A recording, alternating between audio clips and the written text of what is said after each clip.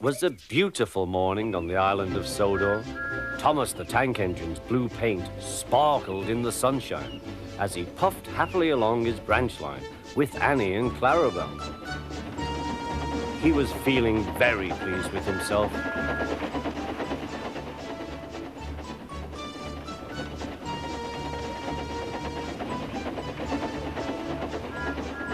"Hello, Thomas," whistled Percy. "You look splendid." "Yes, indeed," boasted Thomas. "Blue is the only proper colour for an engine."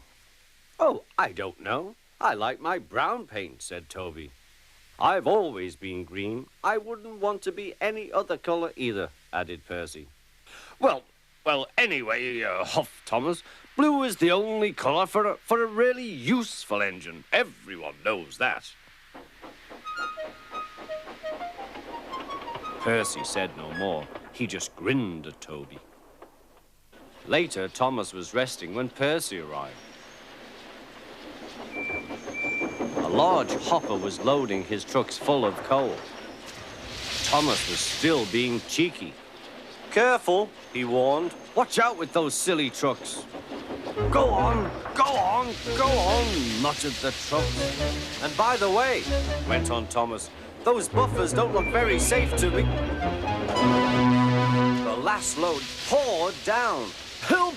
I'm choking!" cried Thomas. "Get me out!" Percy was worried, but he couldn't help laughing.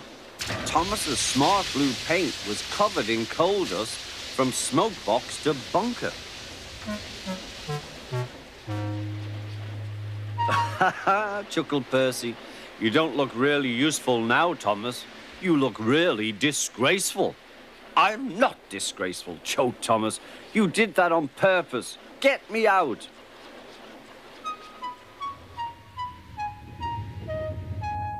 It took so long to clean Thomas that he wasn't in time for his next train. Toby had to take Annie and Clarabelle. "Poor Thomas," whispered Annie to Clarabelle. They were most upset.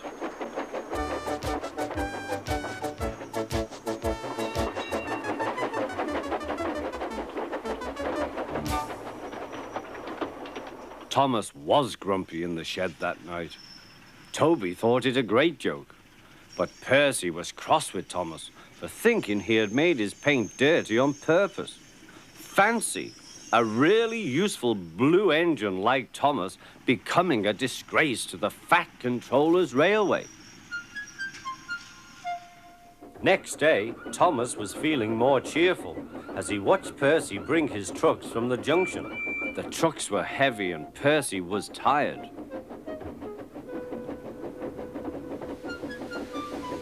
"Have a drink," said his driver, "then you'll feel better."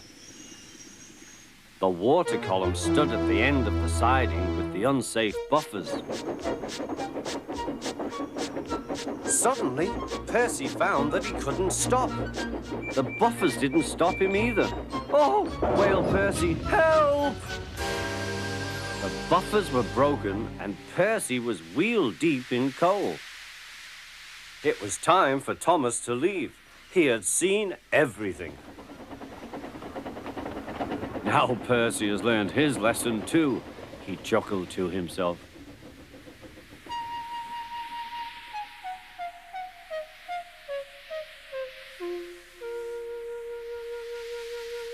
That night, the two engines made up their quarrel.